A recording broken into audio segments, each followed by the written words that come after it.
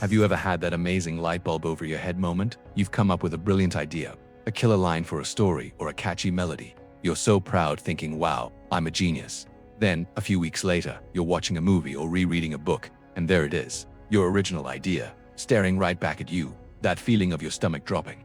That's what we're talking about today. This phenomenon has a name, cryptomnesia. It sounds like something out of a sci-fi movie, but it's a very real and common psychological experience. Cryptomnesia, which literally translates to hidden memory, is when a forgotten memory returns to your conscious mind, but you don't recognize it as a memory. Instead, your brain presents it as a brand new, original thought. It's the ultimate case of unintentional inspiration. You feel like you've created something from scratch, but you've actually just retrieved it from the deep archives of your mind. So, how does this happen? Is your brain playing tricks on you? In a way, yes. Think of your brain as a massive library.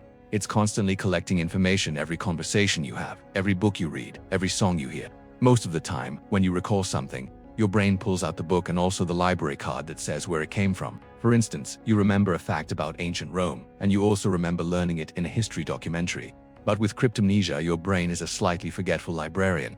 It hands you the book, the brilliant idea itself, but it misplaces the library card. It forgets the source. The memory of the idea is stored perfectly, but the memory of where, when, and from whom you got that idea is erased or disconnected. When this sourceless idea resurfaces, your brain has to make sense of it. Since it can't find the original tag, it does the next logical thing. It creates a new one. It tells you, hey, this is yours. You just thought of this. It fills in the blank by attributing the idea to your own creative process. This is why it feels so genuinely original. It's not a conscious act of stealing an idea. It's a memory glitch. It's your brain's creative and sometimes flawed way of organizing the endless stream of information it processes every single day. This is a key distinction from plagiarism, which is the deliberate act of passing off someone else's work as your own. With cryptomnesia, there's no intent to deceive. The person truly believes the idea is theirs. This has happened to some of the most famous creative minds in history. For example, former Beatle George Harrison was sued for his hit song My Sweet Lord. The court found that its melody was subconsciously copied from the song He's So Fine by the Chiffons. Harrison claimed he didn't do it intentionally, and the judge agreed, calling it a classic case of cryptomnesia. He'd heard the other song years before, it got stored away, and when he was writing, the melody came back to him as his own creation. Another fascinating example is from the philosopher Friedrich Nietzsche. He passionately believed his core concept of eternal recurrence was a groundbreaking original revelation. However, years after he published it, scholars found very similar ideas in writings that Nietzsche had read in his youth. It's likely he encountered the concept, forgot about it, and then later rediscovered it from within his own mind, believing it was a profound personal insight. These examples show us that cryptomnesia isn't just a quirky brain hiccup. It has real-world consequences, especially for creators, writers, musicians, and innovators.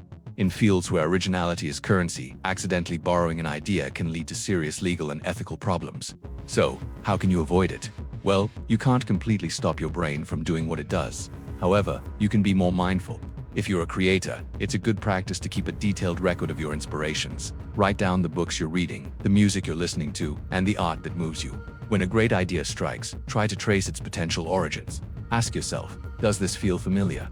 Have I encountered something similar before? Engaging in this kind of self-reflection can help you catch potential instances of cryptomnesia before they become a problem. It's like being your own creative detective. But there's another, more positive way to look at this. Cryptomnesia reveals something profound about the nature of creativity itself.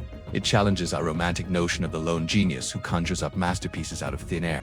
Instead, it suggests that creativity is much more of a remix. We are constantly absorbing, combining, and reconfiguring the ideas of others. As the saying goes, good artists copy, great artists steal. Perhaps we can add a new line. And some artists just forget where they got the idea. All ideas are in some way a combination of other ideas that came before. Our brains are natural collage makers, piecing together fragments of what we've seen, heard, and experienced. Cryptomnesia is the strange, beautiful proof that our minds are constantly working, connecting dots in the background, even when we're not aware of it.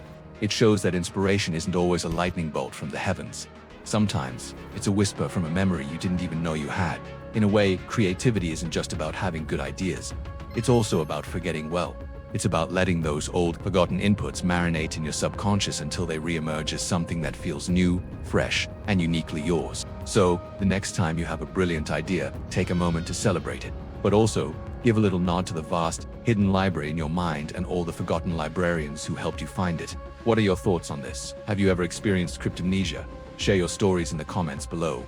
Thanks for watching, and if you enjoyed this little trip into the mind, don't forget to like and subscribe for more content. See you next time.